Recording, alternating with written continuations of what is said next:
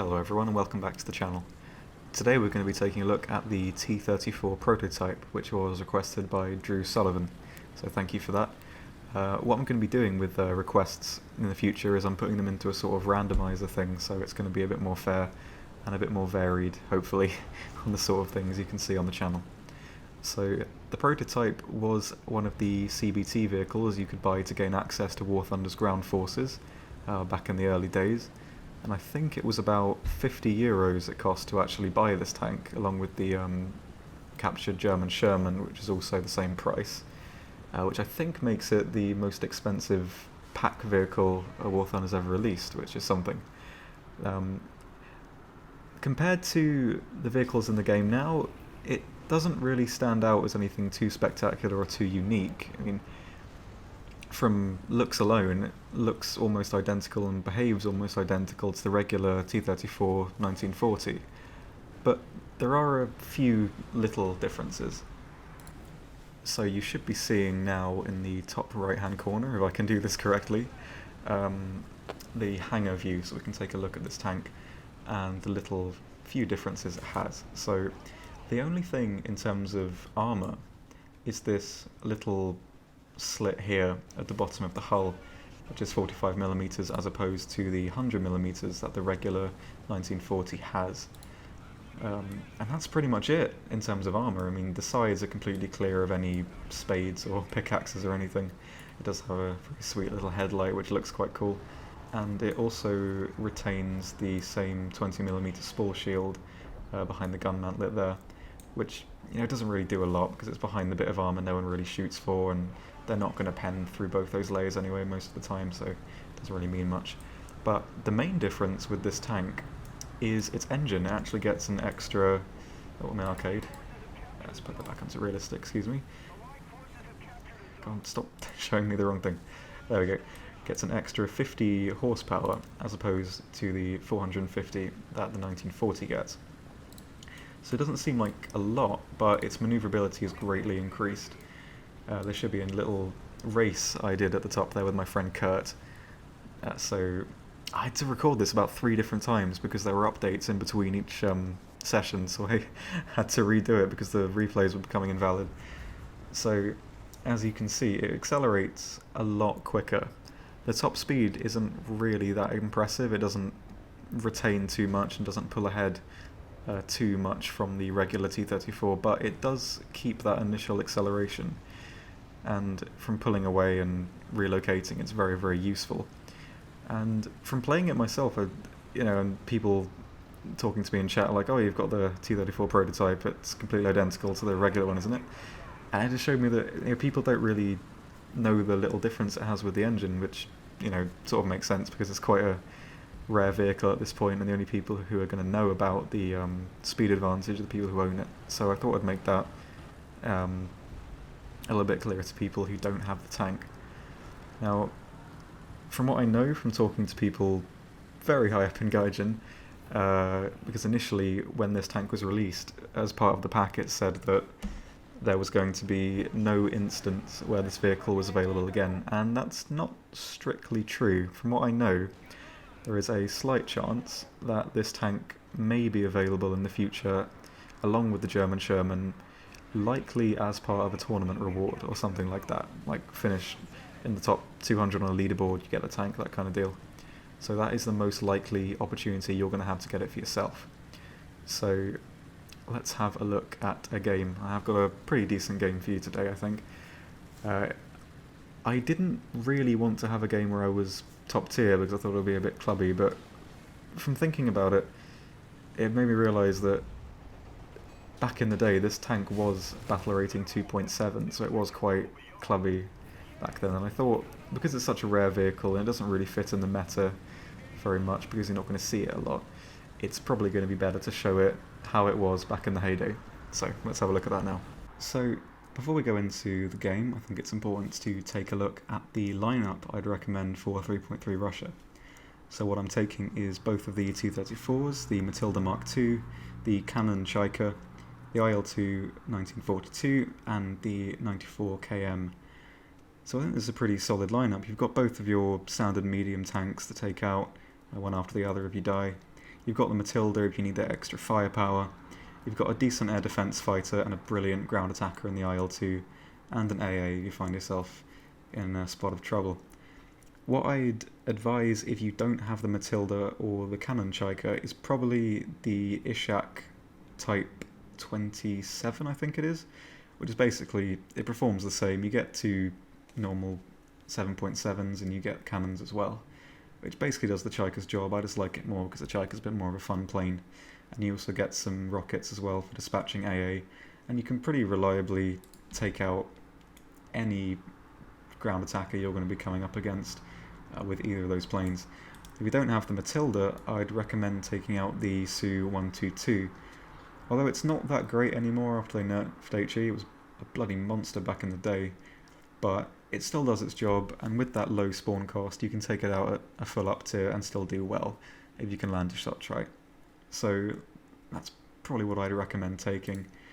This IL-2 as well is absolutely fantastic. You get the two 23mm which can shred Panzer IVs, and you get 8 RS-132, so that's 4 salvos of these rockets as well, and it's absolutely a beefy plane. It rarely gets taken down by anything that doesn't have a lot of guns. So that's probably what I'd recommend taking out for this particular lineup. So let's go to the game. So this is my match on Kuban. I haven't really gotten too used to the new format yet, so I'm going to be avoiding C, and I generally avoid C when I play anyway, because it seems to be too confrontational and head-to-head, so I'm going to head around the back and go straight to the B point, which seems to be the best route to get an early cap and hopefully intercept some enemy vehicles along the way. So as you can see in the leaderboard there, lots of those vehicles aren't quite up to my 3.3 battle rating, which doesn't seem very fair off the bat, but the tanks I'm going to be up against do definitely pose some sort of a threat. Well, at least most of them. There are a few reserve tier Japanese vehicles in this game for some reason, which I can't quite work out, but oh, can't complain. Yeah, initially you can see the speed of this thing really take off. I mean, the acceleration is just fantastic. It's not like too noticeable and like that stand out, but it definitely does compete with the regular T-34 for that initial speed advantage. So lucky I looked to my right here and noticed this Panzer III right through the driver's port there. Sorry, I can't speak. And another through the machine gun port. Luckily for me, the Panzer III's rock when they stop, especially when they're at high speed, so I can get that shot off just before he can. That Panzer IIIN is a really good vehicle though. It's like a 3-second heat launcher at battle rating 3, it's crazy. Really good tank, really recommend that if anyone's looking to get a lower tier German premium. So I wasn't really too sure what the AI were on this map because I don't play low tier too often. So didn't really want to take the chance. And plus getting a few more extra kills won't hurt. So I'm making my way down the back of the point here. I see the Hargo and that poses no threat to me, so there's no point shooting at it. I'm going to go straight for the Puma. And this was a kind of a strange situation I found myself in with the Puma here. So I shoot it initially, I get the loader and the gunner, think okay, this is fine. I'll shoot it in the side, nothing, okay. So I'm just going to drive up behind it, make sure he can't get his gun round on me before I shoot into the side again. Try to go for the gunner, but go right through and do nothing. But luckily I get that shot off just before and go through the turret. Now, looking back at it, it looks like I miss him completely, but I think that's just a side effect of playing on the US server, as I live in Britain.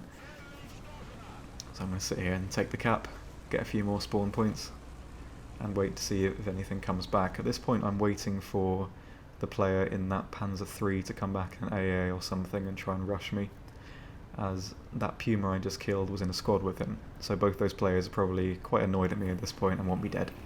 So they're on my priority. I'm going to be watching out for them and making sure they don't get the jump on me, because those low tier German AA are really vicious. And they definitely pack a punch even to T-34s. You can go right through the mantlet there and take out the breach and the gunner and the loader.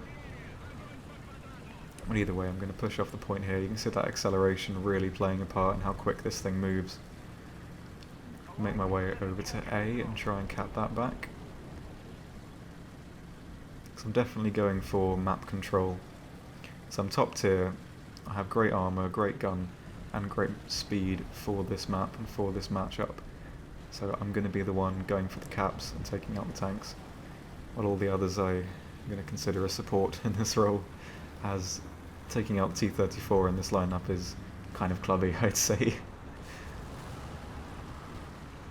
So going into this horde of AI now, I see this Chiha, and I'm not used to seeing Japanese tanks as AI, because I think they added it in recently, so I'm not too familiar with them.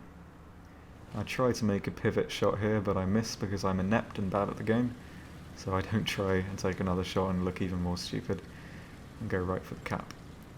Now I thought this tank was AI initially as well because he didn't shoot at me, but apparently it was a player. As you can see there, the shot going right through and taking out all the crew members apart from the commander there.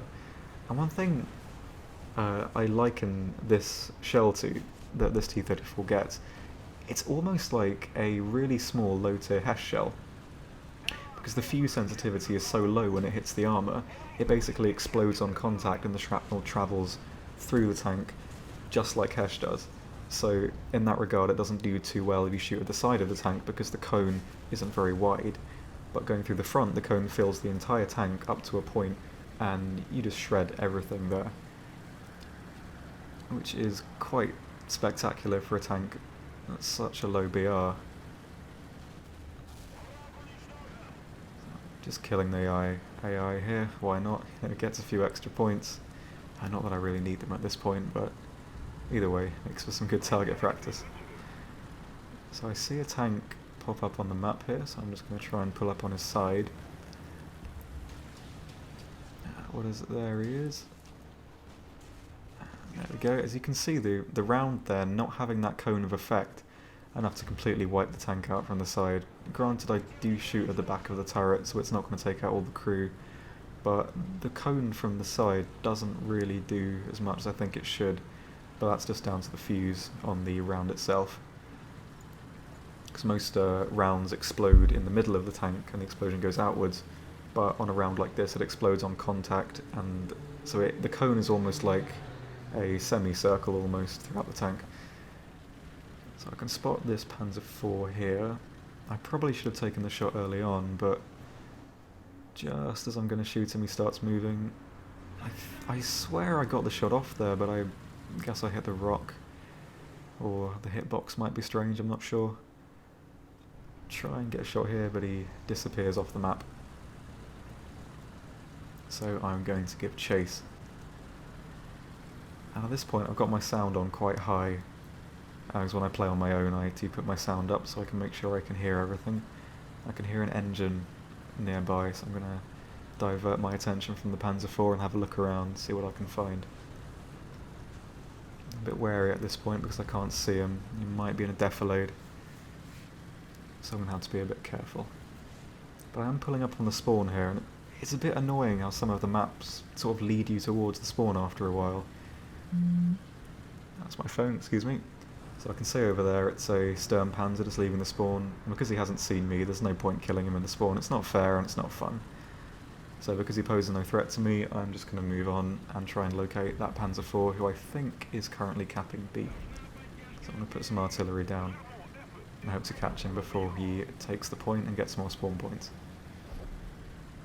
But I'm making swift pace though, keeping myself fast. Which is another really good advantage of this tank. I didn't really notice it that much while playing the 1940, but I haven't played it for a while, so it might be sort of similar, but from what I can see, I've test driven them a little bit to make sure I could back up what I was saying. Excuse my terrible driving there, by the way. Shoot him in the engine and just get the radiator, which is a bit annoying, but oh well. Go for the side, get the turret crew on the track, and there's no way he's getting out of this one. The shell also has a tendency to pen really strange angles, like you see there I penned the sloped part of the front plate. Now it doesn't have a lot of armour granted, but still I would have thought that would be a bounce, but oh well, can't complain. So I didn't see him initially, but it's a little I go Co sitting next to the pillbox there. I almost didn't want to kill him because I feel quite bad for anyone driving those tanks, but needs must, I suppose. So I'm going to take this point back, and at this point it's not looking too great. There's not a lot of players left on my team, and we are losing quite a lot of the caps. So I would prefer in this situation to leave this cap and go straight on to another, but because we don't have any caps ourselves, it's vital that we at least have one before I move off. Because most of the tanks on our team are light tanks, and I can't do too much to the Panzer IVs reliably on the enemy team. There's that Stern Panzer again. Go for the driver, hoping to immobilise him, but the sheer explosive mass of this shell knocks him out. So I'm going to make my way swiftly onto A now. Try not to look at the fire on those two tanks, because for some reason my FPS is dropping on this map, so I apologise for that. I'll wait until I can get a good shot on the Panzer III there through the driver's port, and knock out all of his crew pretty reliably.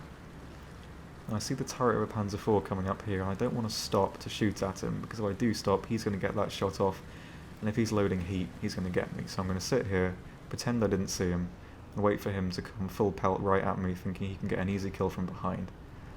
So I'm just waiting for him, because he's not going to be expecting this. He's not even looking at me there.